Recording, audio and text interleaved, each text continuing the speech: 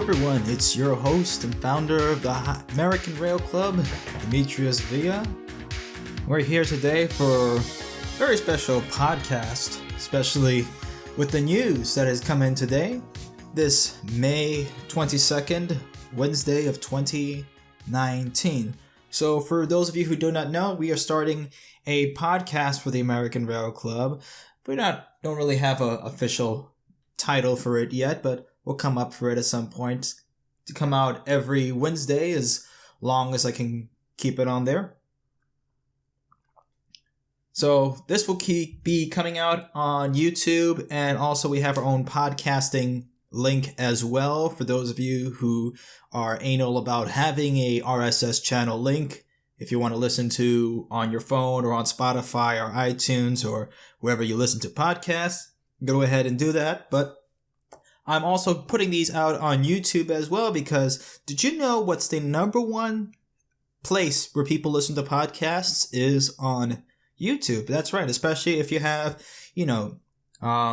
YouTube Plus or whatever it is, YouTube Red, I guess that's what they call it, their Plus service, for $10 or, $5 a month, whatever it is, that you can basically listen to anything without having the screen on. So that basically acts as its own podcasting platform. So we're going to go over this today because this is big. Virgin is going to Orlando. They're finally going to start building Virgin Brightline from West Palm Beach over to Orlando. So this is big. This was just announced. The partners and construction contractors were announced yesterday, apparently, and they are announcing construction today. Are there shovel and boots on the ground today? Probably not. This is just a press release announcement. And they're most likely going to be starting either later this week or next week, but it's happening now. They are going into, you can say officially, construction has happened. So we're going to go over a couple of articles over here. We're going to see what this means. Again, there's going to be very little editing in this. The only editing I'm going to do is just cut up a couple of little audio points, clean up, and insert intro, outro music. This is what our podcast is supposed to be, because again, I don't really have a full staff here. It's just me. All right, so let's go and begin. So Virgin Trains USA, and for those of you who are listening on YouTube or looking on YouTube, you can go ahead and follow along with these articles. I will also put them out for your viewing pleasure. So Virgin Trains USA announced Tuesday construction on its West Palm Beach to Orlando extension has officially begun on what it projects to be a 4-year undertaking. So there were some articles that were saying it's going to take 36 months, which is about 3 years. And this is saying it's a 4-year undertaking. But again, we can go ahead and see what that will be in hindsight later on come 2020 when they're supposedly projecting that the project will be completed by. So digging formally began this week. Okay, so they did begin this week then outside the Orlando International Airport. So apologies for what I said earlier. There are apparently shovels and boots on the ground right now building this. So we have workers on the ground, American workers on there building America's first higher speed privatized passenger rail system to connect Miami, Fort Lauderdale, West Palm Beach, Orlando, and then soon Tampa after that. So this is pretty big. So Virgin has named 5 contractors who will handle the laying of 490,000 ties and transporting 2.35 million tons of granite and limestone by 20,000 rail cars and the hammering of 2 million spikes and bolts over the next 36 months. So maybe what they're saying is a 4-year undertaking is probably going to be 36 months of construction, then 1 year of testing, and making sure everything is, safe, sound, ready to go, and then from there, it'll be in full service. So that probably makes sense. So here are the contractors, the 5 contractors who will be handling construction. Sanford-based Wharton Smith Incorporated, Winter Park-based Hubbard Construction Company, Massachusetts-based Middlesex Corporation, California-based granite. It's literally what it's put out here, granite, as in the actual material. And a consortium of rail contractors called HSR Constructors. So that's pretty interesting. That's probably something I'm going to have to look up over here, because I've never actually heard of these people, HSR Constructors, because it looks like this is a contractor that's supposedly just made for high-speed rail. So this is quite interesting. So I'm going to look up more about that. And again, if you guys also have anything you guys want to look up, be my guest, put it in the comments. I do read basically most of the comments there, unless it's a crazy popular video like the Hyperloop video, then I'm not going to read all those comments. I think there's like 5,000 comments on there or something like that. I do read a lot of them. Some of them are just funny to look at, just to see all the salt that I can collect from there. But I do listen when there's people that have any complaints or concerns about some of the equipment I've been using, or some of the way that I've been speaking, or anything like that. I've gone ahead and made sure that I can go ahead and improve on that. Because again, this is always an improving process. As the wheels turn on a train, so too must we improve on ourselves. So what's life if you don't improve yourself? Speaking of improving yourself, I don't know what you guys are drinking, but I'm stopping drinking any stimulants after 3 o'clock, because I think tea is what's keeping me up late at night. So I've been trying to drink milk. I'm not doing no gallon of milk a day. I'm not going go mad or anything like that, but this is a good way to do it. These ARC mugs, if you guys are looking on YouTube, this is what they look like. They're a pretty good mug. We got them on Teespring as well. So if you want to go ahead and get a shirt, get a Brightline shirt that we got, or anything like that, go ahead, or a cap. So we got a whole bunch of goodies for you guys to go ahead and bring out the word on bringing bullet trains to America and better rail transportation to the United States. Again, so this is thousands of jobs. There's a formal groundbreaking ceremony that's going in, several coming weeks. So basically what groundbreaking ceremonies is that you have the top execs of the company, as well as a whole bunch of politicians. They have a tent. They have, some special events, hors d'oeuvres, champagne, that type of stuff. And then, everybody goes out with some shovels, and it's a great photo op. But that'll be interesting if I can be able to get into that and maybe take some videos for you guys. Let's see how that comes out and where that's scheduled, and see if that fits into my own work schedule and my business, and see what happens there. But definitely this is part of my business too as well. I mean, I'm doing this on the side and trying to keep this up, guys, so every little bit helps. Let's see what some of the other articles here say. So this is from WSVN 7 News. I do miss some of these local news channels from Miami. Living in Indiana now, they're not you don't get all the Florida man stories. I mean, kind of the Indiana man stories aren't as thrilling at all. But they are funny to see. But I'm always a Florida man, and always will be. That's how it is. I'm Florida at heart. Can't take that out of me. So here's actually a tweet. I'm actually gonna go ahead and heart this if it's actually on my... Oh yes, we do have an American Rail Club Twitter, guys. So go ahead, it's American Rail Club. We are America Rail Club. It's officially under American Rail Club because it was too many characters for Twitter. I don't know if we'll get the blue check mark at some point. I rather don't care, because apparently having a blue check mark on Twitter disqualifies you for having any sentient thought of your own. But that's just my own 2 cents on that. So interesting, 170 miles of track are what they're going to be developing between West Palm Beach and Orlando. And again, remember guys, phase 2 of this project between West Palm Beach and Orlando, this was the toughest fight to get approved for not just the bonds, but also getting the approval process on construction, because you've had so much. And this, look, again, I know that when All Aboard Florida, when it was back to All Aboard Florida, when they said they were going to have this project done in 2016, that was assuming they were not going to get the amount of blowback and attacks especially from the Treasure Coast of Florida. So for those of you who are not native or not familiar with Florida and the Treasure Coast is basically the areas between West Palm Beach and Cocoa, basically up from Jupiter over less than Cape Canaveral, probably to Brevard County, the lower end of Brevard County at that county line. The Treasure Coast there is where a lot of boomer retirees go over there, basically, because if you don't know the joke about Florida, that's where dreams and people go to die.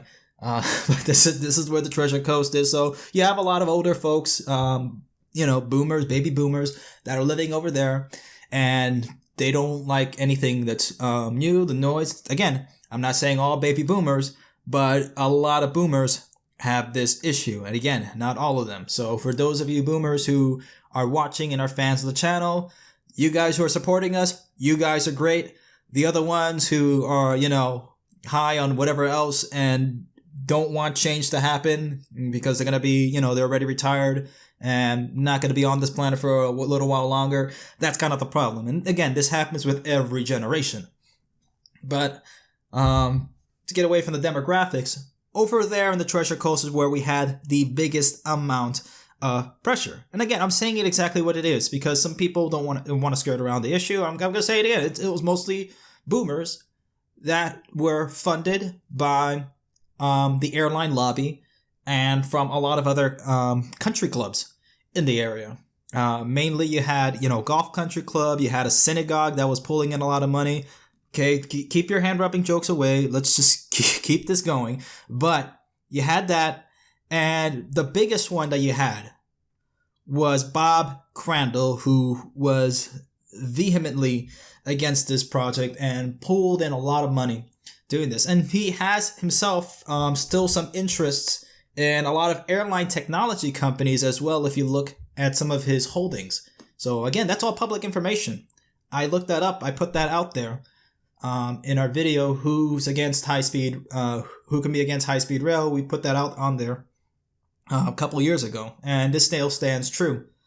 You have Judge Lehman over in Texas as well for the Central Valley, who's against this, and he himself is also part of an oil workers union as well. So again, you have a lot of oil interests, you have a lot of airline interests, and you also have a lot of automobile interests that are working against this. So again, it's not a fair level playing field, but it's going to happen, and we're going to get past this. So 10,000 jobs are going to be created. So when the airline industry, when all these industries, lobby against this, they're lobbying against jobs. Because again, the only American automobile company that makes cars in America is Tesla. Honestly, if you guys are driving Fords or if you're driving, Chevys or Dodge, they're probably either made in Canada, made in Mexico, or in the case of Chevy, they're making a lot of their crossovers in Korea. I mean, it's ridiculous. So for those of you guys who are saying, I support the automobile industry, when was the last time you bought a Tesla? Because those are the only cars that are 100% assembled in America. There are no other cars that are 100% made in America anymore. Unless you buy mostly Hondas and Toyotas. You have BMW that has a factory over here in the United States. There's foreign car lobbies that care more about American workers than American car companies, especially ones like GM, which has destroyed the American rail industry before and probably is not going to be able to do so again now, since they're having a lot of trouble themselves. So again, these lobbies are against thousands of jobs being made.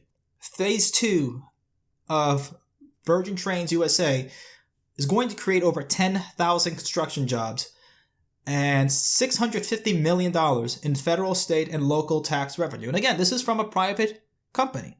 So this is the difference between Brightline and California High-Speed Rail. And again, allow me to opine on this because this is why you guys are subscribed to this. Because again, I can just be coming out with the news. We put out the news on Facebook, we put out the news on Twitter, on Discord, or anything like that. But the reason that I'm here is to also opine and to get you guys knowledge as well that it's just deeper than what these articles get you. Because it's only now that the news is starting to finally turn and see that, okay, this is not a killer train that's going out, because every other week it would be Brightline kills, Brightline this, Brightline that, Brightline's not going to make it, Is this finally the end for Donald Brightline? They might as well start doing that. Could this finally be the end? But it's not happening. It's just not happening. This train has no brakes. It keeps moving forward. By the way, this cap says, "Make America's railroads great again." You guys know my politics, but I've also been pretty disappointed in certain leaders at this point. So again, we need to have faith in ourselves. We need to make sure to bring this movement forward and keep going. So they're expecting to complete construction and service between South Florida and Orlando in 2020. Probably sometime mid-2020. Again, that could be 2023.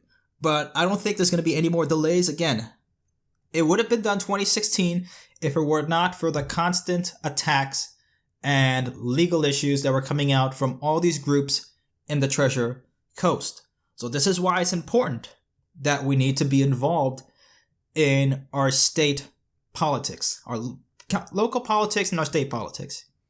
Okay? We're not going to get high-speed rail lobbying for it at a national level. It hasn't worked for the last 40 years. We need to start at the state and regional level. Because then that way, once other states have connecting companies or connecting, whatever they're doing, P3s or anything like that, once they have their own funding set in place, then we can start talking about connections. But there's no way that we can, start talking realistically about connecting the country anywhere close to 2030 or anything like that from a nationally funded and proposed high-speed rail project. That is not going to happen. We have to look at this at a state and regional level, which is why Brightline, Texas Central Railway, again, these are very important projects. So we're looking at that. We're looking at Virgin Trains. Again, this is another article from the Tampa Bay Business Journal. And again, Tampa's also a very important stop in this because South Florida as a region, again, everything in Florida is growing. However, South Florida isn't growing as fast because of the cost of living in South Florida. It's not too good, as well as everything else. Not too good compared to Central Florida or Tampa or North Florida. These are where a lot of jobs going, especially a lot of more manufacturing jobs are going up there. South Florida is starting to hit a breaking point there, and that's why it's very important for the state to start branching out into the places. Now, South Florida is not going to turn into a dystopian hellhole anytime soon. I mean, I know I joke about that a lot of times, and, it's going to be a sequel of, Escape from Miami. They're going to gate up the whole county, but still, Miami, South Florida, Broward County, West Palm Beach, these are, very important, but it's also highly important that we connect the rest of the state because that's what gets the economy moving forward. And again, if one starts to lag behind, you have the other regions pushing it forward. That's the important point of having, because these trains act as arteries. You look at China, you look at Japan, everywhere that these rail lines touch where they have a station is where business starts to do super well, where millions of people start to move in, productivity starts to increase. I mean, the World Bank also did a study in China, in the Guangdong region. It's basically where Hong Kong, Shanghai, Shenzhen, all those cities are, these mega cities that they have in China, and their productivity rate increased by 10% because of high-speed rail. So this is exactly what we're looking at. So again, thousands of jobs. This is a quote from Patrick Goddard, the president of Virgin Trains USA. Connecting Central and South Florida will bring thousands of jobs today by modernizing infrastructure, and we will strengthen Florida's economy for decades. Again, this is a long-term solution that is going to help the state, help the region, ultimately help the country. Because again, when you have a state that is doing super well, you have more companies that are going to be based over here, especially when people are, companies are fleeing out of California and New York, they're coming into states like Texas. They're coming into states like Florida. Why? Because these states have, very lax tax laws, no state income tax, and it's a lot easier for jobs to be over there in the pretty good central location and a good workforce. Or, there's also, they're coming into the Midwest. They're coming into places that are cheaper than California, New York. Okay. There's a lot of people, I think, from California that are also moving into the Midwest. I mean, I don't know how many times I see people from California moving into Indiana, of all places now. So yeah, that's the California scourge is starting to move eastward, unfortunately. But, again, for some people it's good. Hey, for some people it's bad. But, what am I here if I don't have my own opinions on some things? I'm a person too. So this is interesting here. There's some more information here for Zone 2 and 3. It's in the construction, which will include a 3.5 mile stretch at Orlando International Airport and about 35 miles of track between Cocoa and Orlando's airport. Middlesex Corporation will handle Phase 2 and Granite Construction will handle Phase 3 of the construction. So they're splitting up these contractors to do different parts of the construction, which I think is good because then that means that you have, better, it goes faster. Let's put it that way.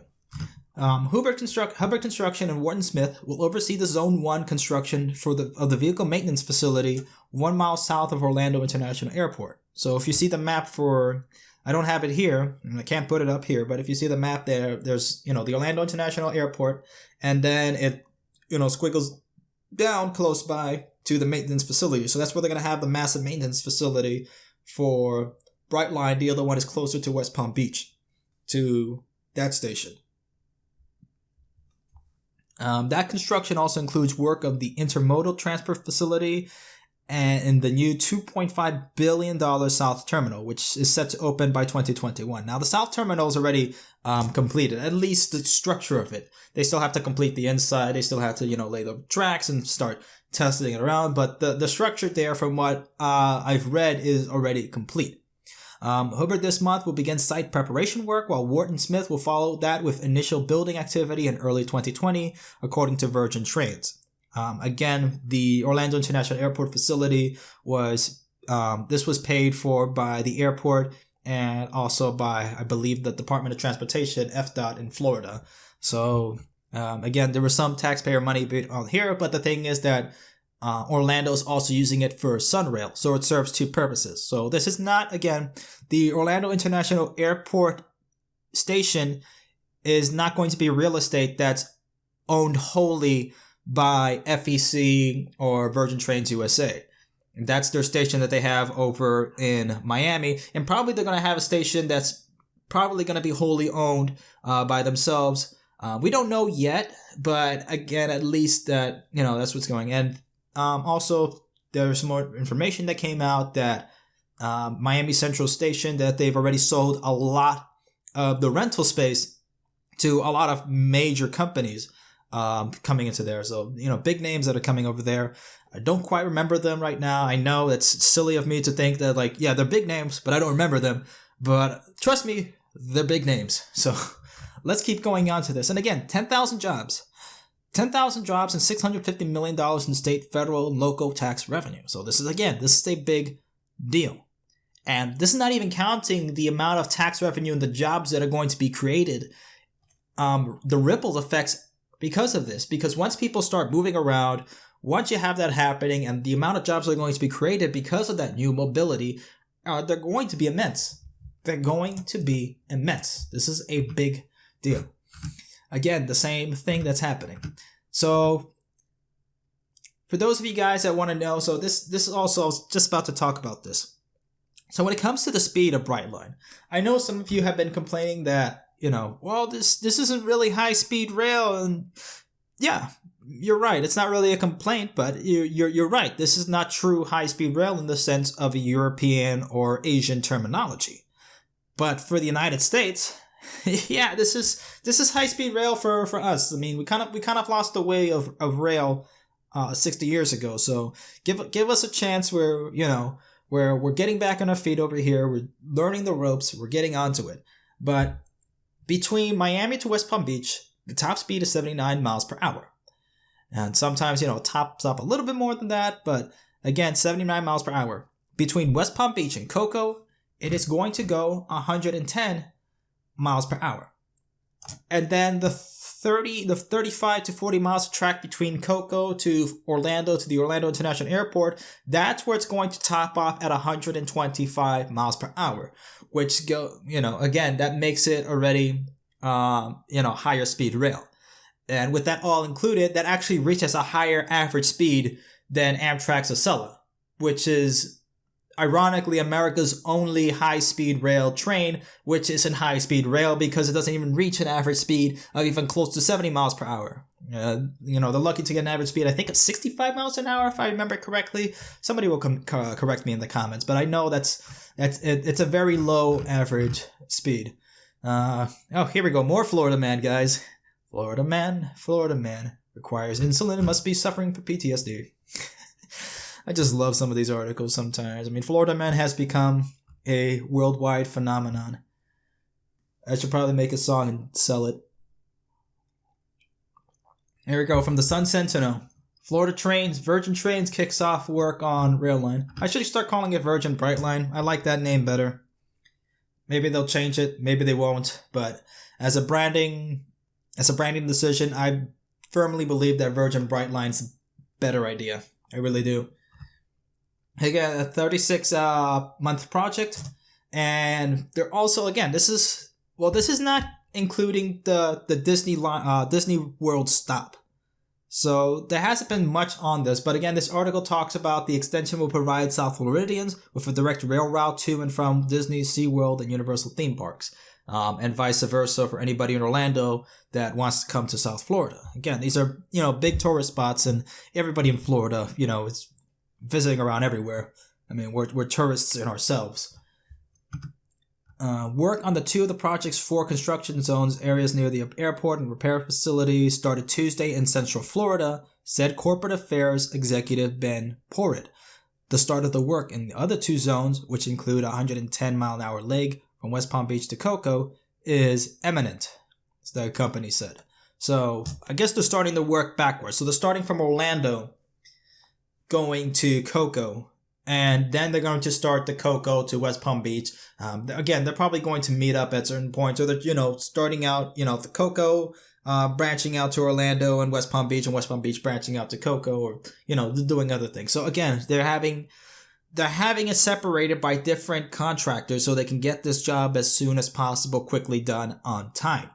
And hopefully now, with a lot of this stuff out of the way between the Treasure Coast, that's probably the worst of it is already over. They're going to get this done. This is a done deal. Okay, and I'm sorry. I don't feel sorry for anybody in the Treasure Coast who went against this. There was absolutely no reason that this shouldn't have been happening. All right, I don't feel sorry. I do feel sorry for those of you who were tricked and lied to by a lot of these lobbying groups, especially by the likes of, the Bob Crandalls and a lot of these country club owners that don't want to see change and were funded by these lobbyists. Okay, I feel sorry for those people. I feel sorry for you if you, finally found the light and you were tricked by this. But it's going to get done. This is where it's at.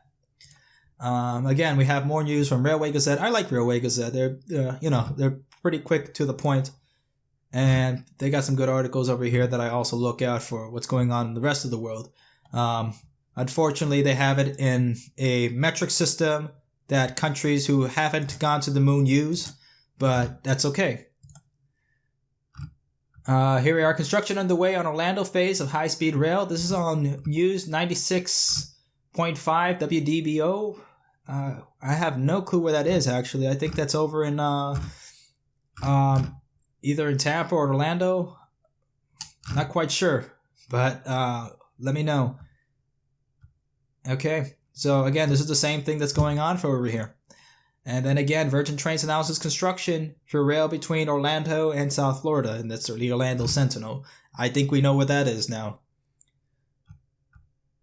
So again, formerly known as Brightline, the privately owned passenger rail company is beginning the expansion at the airport with the installation there of 3 miles of track, signals, and related infrastructure and the development of 70 acres for a maintenance shop.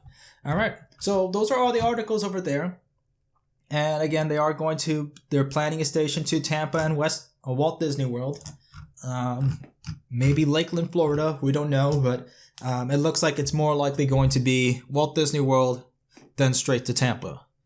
That probably makes more sense revenue-wise and tourism-wise. So that's what we got right here. So finally, we are moving ahead for Brightline to move to Orlando. It's finally happening. Here we are, guys. This has been years in the making. I've been at this since I was 19. It's incredible to look at this and, seeing it from the beginning and seeing you guys who have been with us for such a long time from the beginning. This is it. This is, what we've all been working for to happen. So let me know if you're on YouTube. Let me know in the comments below what you think. If you're listening to us on an RSS feed, if you're listening to us on the podcast, go ahead. You can join us on Facebook by looking up American Rail Club. You can look up our group on there. It's probably still under HSRAC as the URL extension, but we can't change that. That's permanent on Facebook. So, that's again. So you can go ahead, find us on there. You can go ahead and find us on Twitter by looking up America Rail Club, again without the N, because Twitter doesn't allow more characters. And you can also find us and follow us on Instagram at GoAmericanRailClub. I was about to say .com, silly of me, but Go American Rail Club. So go ahead, also mention us on Instagram if you want your pictures or your content also featured on our regular show at the end. We'll go ahead and feature creator content on there, as well as on the Facebook group. Go ahead on there and share content, be a part of the channel, as well as our Discord, Transport Central. So thank you all for joining. We'll see you all next week on our podcast, and we'll see you later this week on our regular episode and our stream on Sunday at 8 p.m. Looking forward to it. We'll see you all next time. Take care.